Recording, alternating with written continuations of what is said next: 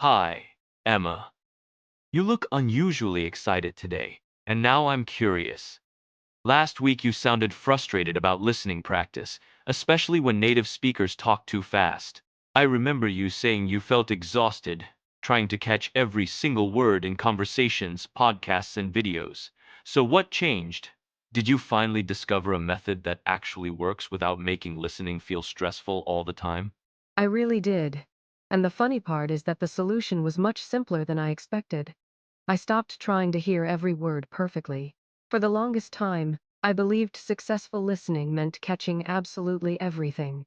But that mindset made me panic whenever I missed one small word. Then my brain would chase that missing piece while the speaker continued talking, and suddenly the entire sentence became blurry and confusing. That describes my experience perfectly. The moment I miss one word, I almost freeze mentally and start translating backward instead of listening forward. Then I miss two more words, and after that, I feel completely lost. It reminds me of dropping one book and then accidentally dropping five more while trying to pick up the first one. I always assumed good listeners were people who never missed anything at all. I used to believe that too, but the breakthrough came when I started focusing only on keywords. Those keywords usually carry the main meaning of the sentence, and surprisingly, the brain naturally fills in smaller gaps. Think about this example. Yesterday, museum, dinosaur, children, laughed. Even with missing grammar and connecting words, you can still imagine the situation clearly. The important information survives because the key nouns and ideas remain easy to recognize. That example is surprisingly effective because I immediately understood the story without hearing a complete sentence. I pictured children visiting a dinosaur museum and laughing during the trip. So the keywords are basically the words carrying the strongest meaning. I guess nouns matter a lot, especially people, places, and objects. But are there other types of words that listeners should pay special attention to during fast conversations? Definitely. Important verbs matter just as much because they explain the action happening in the sentence. Words like buy, travel, win, or miss instantly communicate movement or intention. Numbers, dates, and locations are also powerful clues because they anchor the information. Adjectives can matter too when they change the meaning significantly, such as dangerous, expensive, or delicious. Meanwhile, many grammar words are less important during quick listening situations. That makes listening sound much more manageable. Instead of trying to collect every tiny word, I can focus on the strongest signals in the sentence. Let me test this idea with a simple example. If someone says, "The boy was running across the street," the essential meaning really comes from boy, running, and street. The words the and was help grammar, but missing them wouldn't destroy understanding during real conversation. Exactly. And that realization removes a lot of pressure from listening practice. Here's another sentence. My sister bought beautiful flowers yesterday. Even if you only catch sister, bought, flowers, and yesterday, you still understand the event clearly. That's why learners should train themselves to hunt for meaning instead of perfection. Listening becomes smoother when you stop treating every missed word like an emergency that must immediately be solved before continuing. I want to try a more natural example because real conversations usually move quickly and contain extra words. Suppose someone says, "Last Saturday, my cousin visited Bali with friends because they wanted surfing lessons." The key words would probably be Saturday, cousin, Bali, friends, and surfing. Lessons. Even without every connector word, I still understand that a group traveled to Bali to learn surfing. Honestly, that feels far less stressful than full translation. That's exactly the goal. Real listening should feel more like understanding the direction of a story, instead of memorizing every sound. Restaurants are another great example. Imagine hearing, today's special includes grilled chicken, vegetable soup, and fresh juice. Customers mainly need special, chicken, soup, and juice.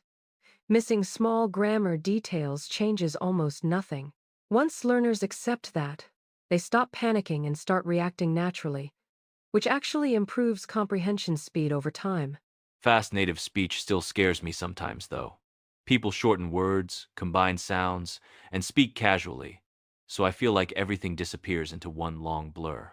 But maybe the problem is that I'm still trying to translate each sentence piece by piece instead of searching for the strongest meaning signals. When someone says, "I'll probably grab coffee before heading downtown," the important ideas are really just grab coffee and downtown. Right. And your brain already understands the rest automatically. Translation slows listeners down because conversation moves faster than word-by-word analysis. I like comparing listening to driving on a busy road. Drivers don't examine every tree, building, or cloud they pass. They focus on the important signs that guide decisions and direction.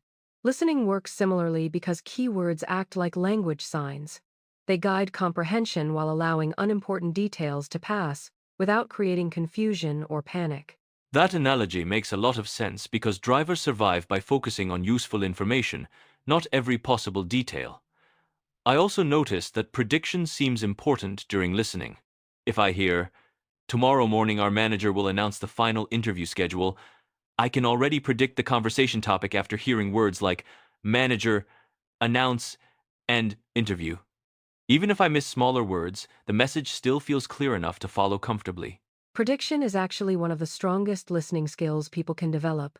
Good listeners constantly guess meaning before sentences fully end, and those guesses become more accurate with practice. That's why confidence matters so much. Learners improve faster when they accept imperfect understanding instead of demanding flawless accuracy. A simple daily routine helps too. Relax first, hunt for keywords second, and confidently guess the overall meaning third. Those three habits completely changed my listening experience. I really like that approach because it sounds practical instead of overwhelming. Let me try one final challenge. If I hear, "Next Friday our science club plans an exciting camping trip near the lake," I immediately catch Friday, science club, camping trip, and lake. That already tells me the main event and location. I barely notice the missing grammar words anymore, which honestly feels strange after years of trying to hear everything perfectly. And that's the biggest lesson from all of this. Listening is not about perfect hearing. It's about successful understanding. Once people stop chasing every single word, conversations suddenly feel lighter and more natural. The brain becomes faster because it focuses on meaning instead of microscopic details. That's why your final example worked so well. You listened intelligently instead of perfectly. And ironically, that usually leads to much stronger comprehension in real-life situations. I'm genuinely surprised by how much this changes my perspective on listening practice. For years, I thought improvement meant forcing myself to hear every sound perfectly, but now I can see why that created stress instead of progress. Focusing on keywords, predicting meaning, and staying relaxed feels far more realistic. I'm definitely going to practice this during podcasts, movies, and everyday conversations, instead of constantly stopping to translate everything. Same here. And the best part is that this method makes listening feel enjoyable again, instead of exhausting. Missing a few words no longer feels like failure, because the main message still survives through the important clues. That shift in mindset can make learners much more confident over time. Thanks for the conversation, Ryan. Now it's time for both of us to keep practicing and listening smarter instead of listening perfectly.